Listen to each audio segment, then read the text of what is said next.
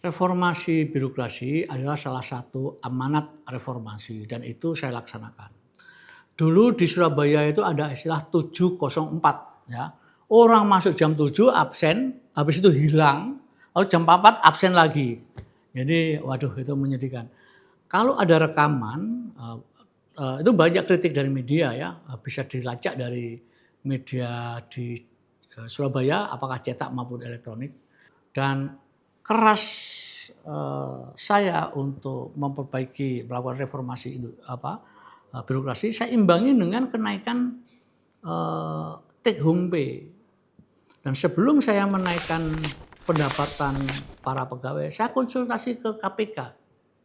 Dan pejabat KPK datang ke Balai Kota, kemudian saya undang mulai sekda, ya para birokrat pimpinan itu, kemudian mendapat arahan dari KPK. Intinya KPK menjelaskan bahwa di luar gaji yang diterima itu bisa diberikan tunjangan kinerja. Nah, setelah dapat penguatan dari KPK, saya tanya ke Kepala Badan Kepegawaian, duitnya ada nggak untuk memperbaiki pendapatan pegawai Pemkot? Ada Pak. Dan kemudian Pak Sekda saya minta, Pak Kamto saya minta untuk menyiapkan dokumen pendukung regulasinya, kemudian almarhum Pak Purito saya minta untuk siapkan keuangannya. Dan alhamdulillah kemudian setelah kita berikan tunjangan kinerja ini, pegawai pemerintah kota mulai level tertinggi sampai terendah alhamdulillah membaik pendapatannya.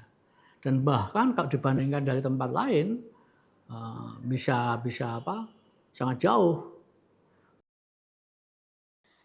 Jadi Pak Bambang itu memang luar biasa. Dia memberikan reward and punishment-nya itu jelas. Jadi apa yang menjadi haknya pegawai itu diberikan dengan baik. Contoh termasuk kenaikan pangkat, kenaikan gaji berkala itu diberikan dengan sangat baik. Jadi mereka tidak pakai mengajukan bisa turun kalau memang waktunya sudah bisa naik pangkat dan naik gaji berkala. Kemudian ada tambahan penghasilan. Jadi mereka yang melaksanakan tugas dengan baik ada tambahan penghasilan. Nah, namanya tunjangan perbaikan penghasilan.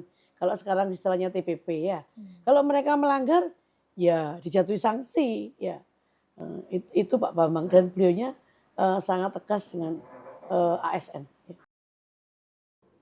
Nah, kemudian pemerintah kota adalah salah satu pelopor pemanfaatan teknologi informasi untuk membackup kebijakan di kota.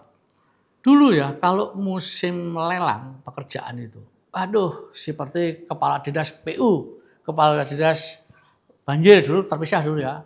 Itu kalau sudah lelang itu di depan itu, waduh pelaku atau peserta lelang berdiri di kursi teriak-teriak yang memberikan tekanan secara mental kepada petugas lelang.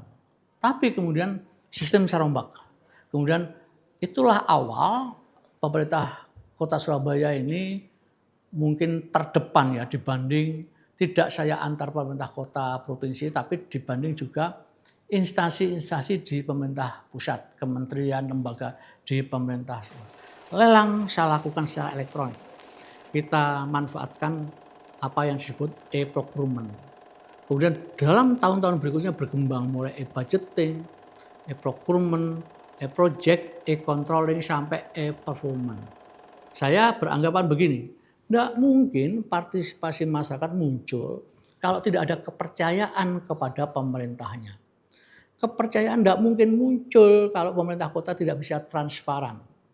Dan orang tidak bisa melakukan transparansi kalau tidak punya akuntabilitas. Jadi menurut saya ini rangkaian yang linier. Akuntabilitas melahirkan transparansi.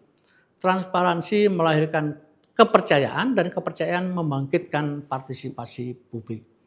Tiap tahun efisiensi anggaran rata-rata 20% di awal sampai akhir pemerintahan saya. 20% itu enggak kecil, besar sekali.